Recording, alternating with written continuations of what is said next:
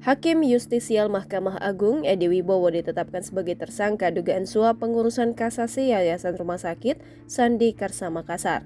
Dalam kasus ini, Komisi Pemberantasan Korupsi menduga Edi menerima suap senilai 3,7 miliar rupiah. Untuk keperluan penyelidikan, KPK menahan Edi selama 20 hari selama 19 Desember hingga 7 Januari 2023 di Rumah Tahanan KPK Gedung Merah Putih. Menurut situs ELHKPN, harta kekayaan Edi terdiri dari 2 bidang tanah dan bangunan senilai 1 miliar rupiah. Lalu 1 unit mobil Chevrolet tahun 2018 senilai 190 juta rupiah. Edi juga memiliki harta bergerak lainnya senilai 51.200.000, kemudian kas dan setara kas sebesar 1.395.560.189 rupiah. Sementara utangnya tercatat 200 juta rupiah. Dengan perincian tersebut, total harta kekayaan Edi berjumlah 2.446.760.189 rupiah. Jumlah ini sedikit menurun dibandingkan tahun 2020, yang mana Edi mencatatkan harta 2,5 miliar rupiah. Namun mengalami kenaikan dibanding tahun 2019, di mana harta kekayaan Edi tercatat 2,2 miliar rupiah.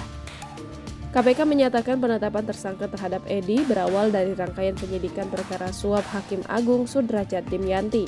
Perkara ini berawal ketika PT Mulya Husada Jaya menggugat penundaan kewajiban pembayaran utang kepada Yayasan Rumah Sakit Sandi Karsa Makassar. Gugatan dilayangkan di Pengadilan Negeri Makassar.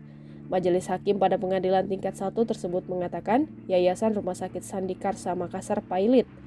Merasa keberatan atas putusan ini, pihak Rumah Sakit Sandi Karsa Makassar mengajukan kasasi ke Mahkamah Agung. Pihak rumah sakit meminta agar putusan Pengadilan Negeri Makassar yang menyatakan yayasan tersebut bangkrut ditolak. Menurut Firly Bahuri, pada Agustus 2022, Ketua Yayasan Rumah Sakit Sandi Karsa Makassar bernama Wahyudi Hardi mendekati 2 pegawai negeri sipil di Mahkamah Agung bernama Muhajir Habibi dan Al-Basri. Wahyudi meminta kedua pegawai MA itu memantau dan mengawal proses kasasi yang diajukan Yayasan Rumah Sakit Sandi Karsa Makassar. KPK menduga Wahyudi bersepakat dengan Al-Basri dan Muhajir untuk kepentingan pengawalan ini. Adapun suap terhadap Edi diberikan melalui Muhajir dan Al-Basri. Penyerahan uang dilakukan di MA ketika proses kasasi masih berlangsung.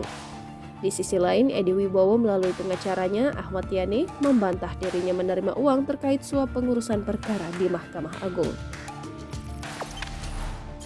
Jangan lupa subscribe, share, komen, dan like ya!